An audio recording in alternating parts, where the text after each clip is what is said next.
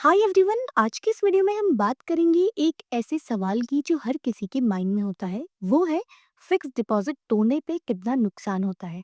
FD एक safe investment option माना जाता है, लेकिन अगर कभी आपको बीच में ही पैसे निकालने पड़ जाए तो क्या होता है, चलिए आज की इस वीडियो में समझते हैं।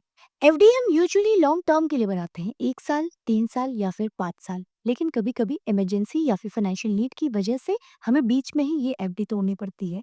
वहीं पे आता है पेनल्टी का कॉन्सेप्ट। जब आप कभी एफडी बीच में तोड़ते हैं, इसे प्री मैच्योर क्लोजर कहते हैं। और प्री मैच्योर क्लोजर करने पे बैंक आपके इंटरेस्ट में कुछ परसेंटेज कट कर लेता है। यूजुअली बैंक 0.5% से 1% तक पेनल्टी चार्ज करते हैं। मतलब कि अगर आपकी एफडी पे आपको 7% का इंटरेस्ट मिलता है, तो शायद तोड़ने पे आपको 6% या फिर 6.5% का ही इंटरेस्ट मिलेगा। और हाँ, एक और इम्पॉर्टेंट चीज, ये इंटरेस्ट आपको उतनी ही ड्यूरेशन का मिलेगा जितनी ड्यूरेशन तक आपने वो एफडी चलाई हो। चलिए इसे एक एग्जाम्पल से समझते हैं। मान लीजिए आपने 1 लाख रुपए की एफडी बनाई 1 साल के लिए 7% इंटरेस्ट पर, मतलब आपको मेच्योरिटी पे 7,000 एक्स्ट्रा मिलेगा।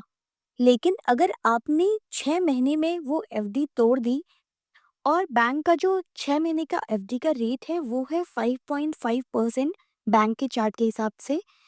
मतलब आपको अब 7% नहीं बल्कि 5.5% के हिसाब से इंटरेस्ट मिलेगा।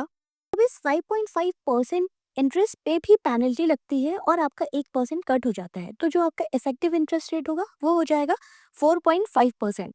मतलब आपको मिलेगा 1 लाख इंटू 4.5% इंटू 6/12, यानी कि 2,250 रुपये। अगर आप ये एफडी 1 साल तक चलाते तो इस पे आप 7,000 रुपये कमाते, लेकिन आपने ये एफडी 6 मंथ्स में ही ब्रेक कर दी, तो 6 महीने का इंटरेस्ट और आफ्टर पेनल्टी आपको सिर्फ 2,250 रुपये ही इस पे मिलते हैं। मतलब अगर आपको इमरजेंसी ना होती और ये एफडी आपने 1 साल तक चलने दी होती, तो इस पे आपको 1 साल बाद ज्यादा फायदा होता। बीच में एफडी तोड़ने पे आपको 4,750 रुपये का पोटेंशियल लॉस हो जाता है, तो आपने जितना फायदा सोचा था उससे आपको कम पैसा मिला। तो चलिए अब बात करते हैं कि इमरजेंसी में आप एफडी तोड़ने के अलावा और क्या कर सकते हैं, या फिर एफडी तोड़ने के ऑल्टरनेटिव क्या हैं।